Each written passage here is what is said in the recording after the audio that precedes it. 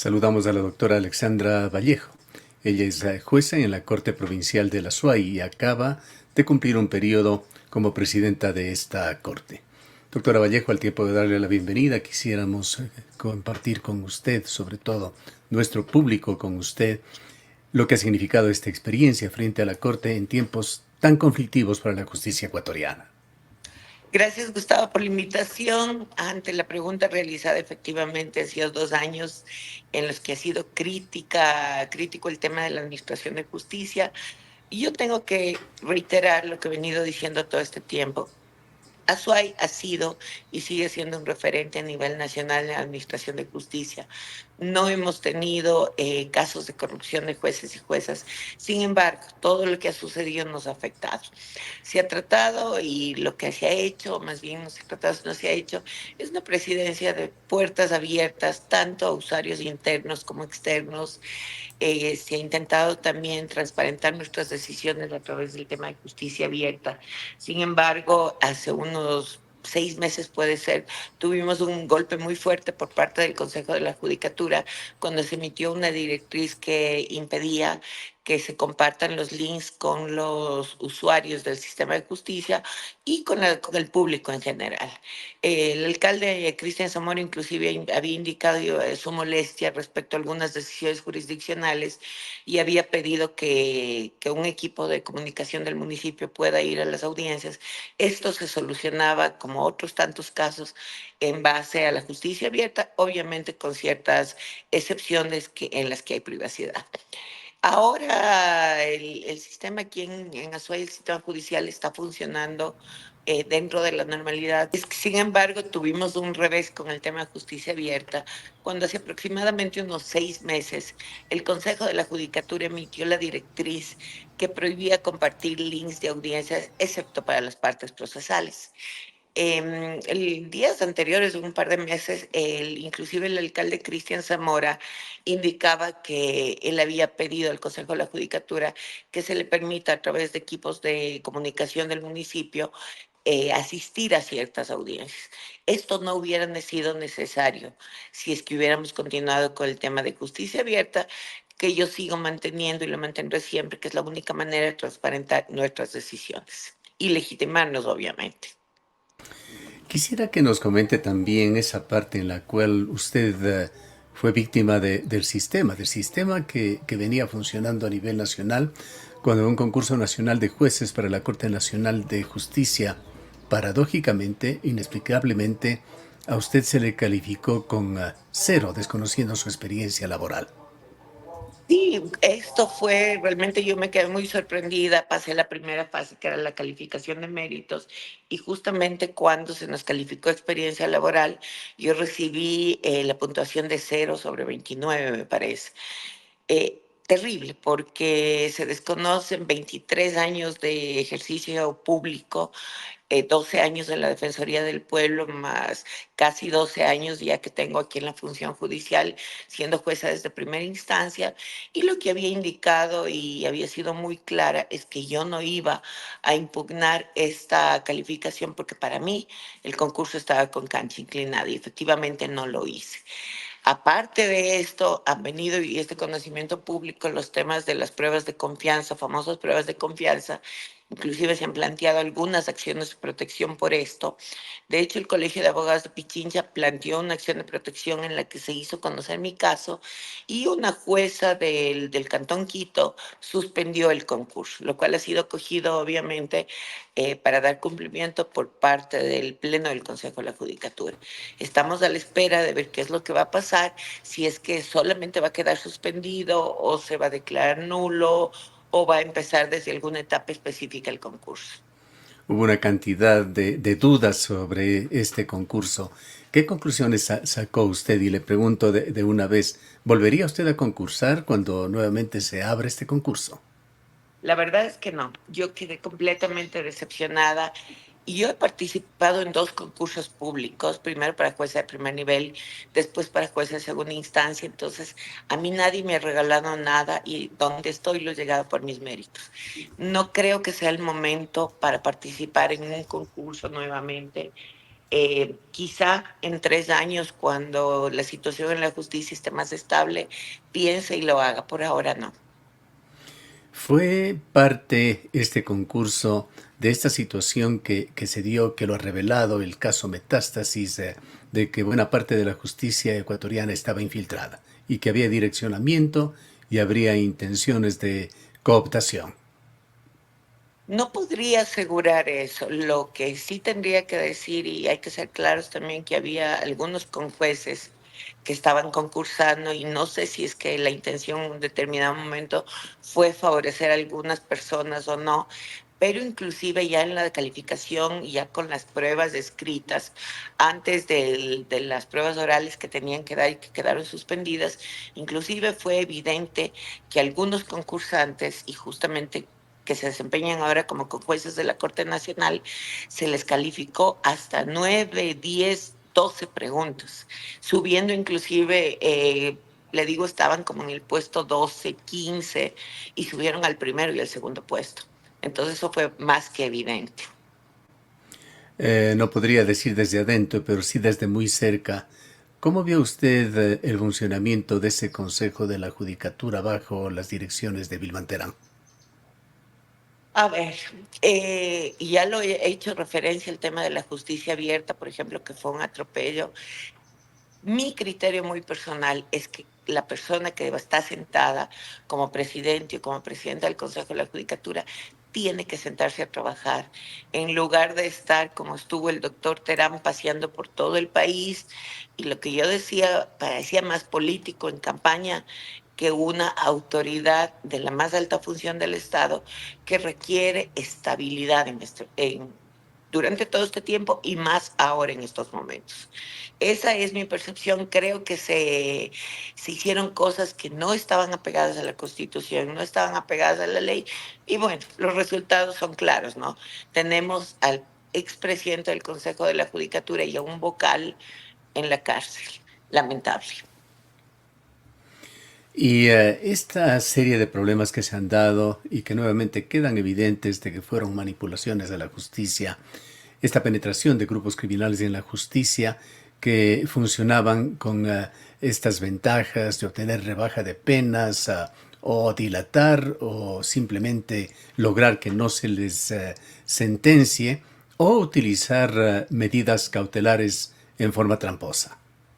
Sí, lamentablemente, como todos sabemos desde conocimiento público, este tema de las garantías jurisdiccionales que han sido tan mal utilizadas, y considero que es parte de lo que tiene la función judicial con tanta falta de legitimidad. Lamentablemente, jueces, inclusive tenemos el caso que fue terrible, el de la jueza de Montecristi, me parece, un cantón en la provincia de Manabí, que sin ton ni son les dio un habeas corpus a 2 femicidas que fueron sentenciados justamente por jueces en la provincia de La Suay. Uno de ellos que ni siquiera ha podido ser nuevamente recapturado. Entonces, estas cosas nos han puesto en jaque, y yo creo que es hora de que la función judicial desde adentro se legitime hacia afuera. ¿Ve usted la posibilidad de que sea reversible este proceso de deterioro, de corrupción que ha sufrido la justicia ecuatoriana? Por supuesto que sí. Yo considero que es solamente el deseo, primero, de hacer las cosas bien.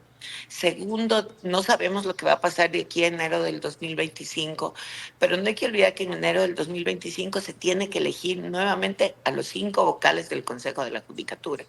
Entonces sí sería importante, mi opinión muy personal es esta, que se deje el tema político a un lado.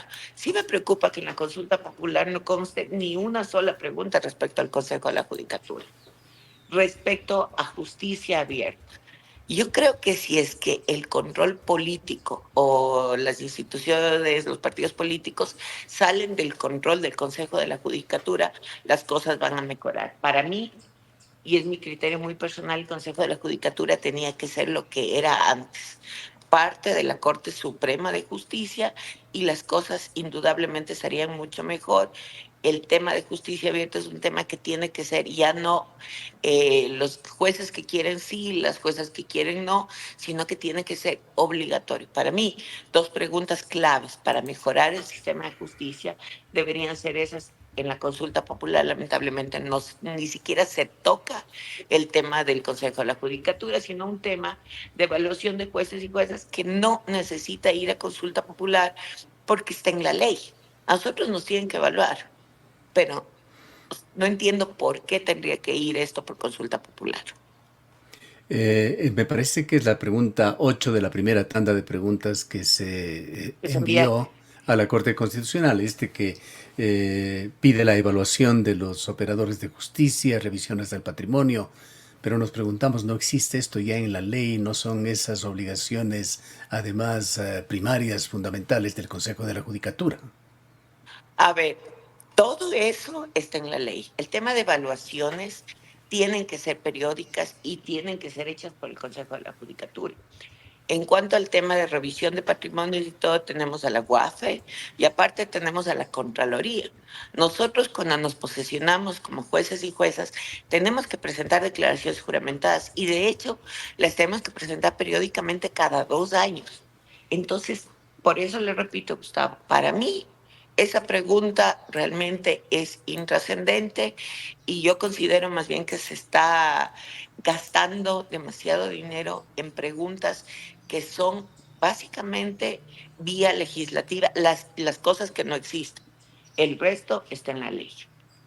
¿Y cómo entender ese tema que justamente en todo este debate ha trascendido de que un 98% es la cifra que se ha dicho de los operadores de justicia no han sido evaluados? A ver, la última evaluación que nosotros tuvimos fue en el año 2017-2018, pero es que este no es un tema que pasa por la voluntad de jueces y jueces. Este es un tema que tiene que hacerlo el Consejo de la Judicatura, que es su obligación, y no lo ha hecho por estar en cualquier otro asunto menos en el que corresponde. Los únicos jueces y juezas evaluados fueron, me parece que en el 2018, los jueces y juezas de Corte Nacional, que ahí salieron la mayoría. Pero al resto de jueces, cortes provinciales y jueces de primer nivel, efectivamente no se nos ha evaluado. Ahora, preocupaciones del día con esta nueva figura que se aplica en Ecuador, de este conflicto armado que se está dando en contra de la narcodelincuencia. Trae preocupaciones como la presencia de tropas o asesores extranjeros. Hay quienes temen una militarización del país, un deterioro en los derechos humanos, un deterioro en la soberanía nacional. En el ámbito de la justicia, ¿qué piensa usted sobre esta nueva figura que se le empieza a aplicar ya de jueces sin rostro? A ver, los jueces sin rostro y los fiscales sin rostro, en mi criterio también personal, deberían aplicarse, porque estamos en un punto en el que los grupos de delincuencia organizada están amedrentando a operadores de justicia. Sin embargo, no hay que olvidar que esto pasa también por una reforma constitucional y es complicado porque hay inclusive resoluciones de la Corte Interamericana de Derechos Humanos. Uno de los derechos básicos que tenemos todas las personas es saber quién nos juzga y cómo y por qué nos juzga. El tema de los jueces sin rostro es que la persona que va a ser juzgada no sabría ciencia cierta quién le está juzgando. Sin embargo, en momentos tan álgidos como los que vivimos, en los que la delincuencia organizada nos ha tenido de rodillas como país, yo sí creo que esa, por ejemplo, debería ser una de las preguntas que debería pasar a la Constitución. Me parece muy importante aquello. ¿Por qué considera usted Azuay de alguna manera sigue siendo una especie de isla en esta vorágine que está viviendo el país y particularmente en el sistema judicial, que fue parte de su primera respuesta? Yo estoy convencida de que aquí nosotros nos dedicamos a lo que nos corresponde, que es administrar justicia. Obviamente nos sentimos golpeados por lo que pasa en el resto del país, pero sigo considerando que aquí está lo mejor de la parte judicial, que somos los jueces, las juezas, el personal jurisdiccional, secretarios, ayudantes judiciales, y creo que nosotros, estoy convencida de eso, tenemos puesta la camiseta. Lamentablemente, lo indico, siempre va a haber estos casos aislados y lo que se vuelve a hacer es, ya no como presidenta, sino como expresidenta de la Corte, es el llamado a la ciudadanía. Las generalizaciones hacen muchísimo daño si es que tienen casos puntuales de un juez y una jueza que no está actuando dentro de lo que corresponde, o que hay tal vez algún tema de corrupción o presunta corrupción, activen los canales disciplinarios a través de denuncias en el órgano administrativo y disciplinario, que es el Consejo de la Judicatura. Hay un axioma muy utilizado cuando se habla de temas de derecho, de que en derecho las cosas se deshacen de la misma forma en que se hacen. Hablando de este grave problema de la infiltración también de las mafias, de la narcodelincuencia en la justicia, ¿qué es lo que tendría que deshacerse en Ecuador? A ver, creo que se tiene que revisar de manera exhaustiva quiénes están y quiénes estamos dentro de la Administración de Justicia. Esto también se lo puede hacer, primero, a través de canales disciplinarios y segundo, a través de fiscalía.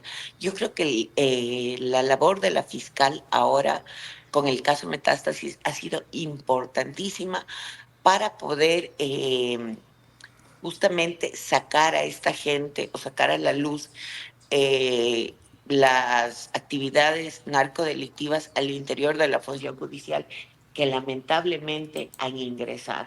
Tenemos jueces y juezas a lo largo de todo el país, tenemos fiscales, tenemos un expresidente de corte provincial de Manabí exactamente, a los cuales se les ha formulado cargos. Entiendo que se van a seguir haciendo formulaciones. Esa es la manera de limpiar la justicia. ¿Qué opinión tiene usted para hablar de algo muy coyuntural sobre este cuarto proyecto urgente que ha enviado el presidente de la República relacionado con la recuperación de activos de origen ilícito y transparencia en la contratación pública? Vemos que hay muchos reparos, mucho debate, mucha discusión, que acusan incluso de que hay redundancia porque hay normas que ya existen. Efectivamente, yo también considero, y lo he dicho desde el inicio, la consulta popular trae preguntas que ya están en la ley. La ley de extinción de dominio, por ejemplo, existe. Si es que se necesitan hacer reformas, no se necesita una consulta popular para aquello. Ahí lo que tiene que entrar es la asamblea, hacer lo que le corresponde, a cumplir su trabajo y legislar. Hay temas que tienen que ser tratados, que tienen que ser reformados. Ahí están los asambleístas y las asambleístas para hacerlo. Y una pregunta final. Usted está siendo reemplazada también por una mujer en la presidencia de la Corte. Háblenos brevemente sobre el papel de la mujer en la justicia ecuatoriana y en esta Corte de Justicia en particular.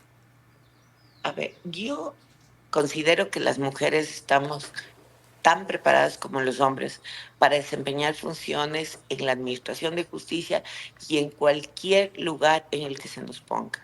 Y también yo creo que hay que ir un poquito a lo que es el tema de lo que ha sido nuestra lucha para llegar a donde estamos, que a nosotros no nos ha sido fácil, como generalmente les es a los hombres, porque no tuvimos carreras de corrido, estudios de corrido en las universidades, porque nos casamos, porque fuimos madres, porque tuvimos otras obligaciones. Y hay que ir también a lo que son las estadísticas. Las mujeres no estamos normalmente envueltas, excepto en ciertos casos, en corrupción o en temas de corrupción. También en temas como, por ejemplo, en la pandemia, las siete mejores, o los siete mejores administraciones del tema de pandemia fueron en países en los que estaban liderados por mujeres. Entonces, para mí realmente es un orgullo, como ahora expresidenta de la Corte, haber reemplazado a una mujer y haber sido reemplazada por una mujer. Yo creo que en Azuay estamos realmente marcando un hito importantísimo en eso. Se dice, y hay una convicción, en muchos casos diríamos que justificada, de que Cuenca, de que la SUAY es una sociedad muy machista. ¿Lo ha sentido usted en alguna medida? En un determinado momento sí, pero yo creo que también aquí es cuestión de acciones. Al mismo interior de la Corte hemos sentido eso en el Pleno, cuando en un determinado momento, recuerdo cuando yo estuve de candidata a la presidencia, por algún juez provincial se mencionó ya no más mujeres, o sea, tienen que ser hombres. Pero yo creo que estamos para eso y tenemos las herramientas suficientes como para luchar contra temas machistas. Bien. Queremos agradecerle sin perjuicio de un comentario final, doctora Vallejo, por su presencia. Nada, esperar, y ese es mi sentir como ciudadana, a la que también le afecta la inseguridad, le afecta toda la violencia que existe en las calles, a que ojalá vivamos tiempos mejores y que las autoridades llamadas a otorgarnos seguridad realmente trabajen conforme les corresponde. Le agradecemos mucho nuevamente. Han Muchas escuchado gracias, Gustavo. a usted, a la doctora Alexandra Vallejo, ex presidenta de la Corte Provincial de Justicia.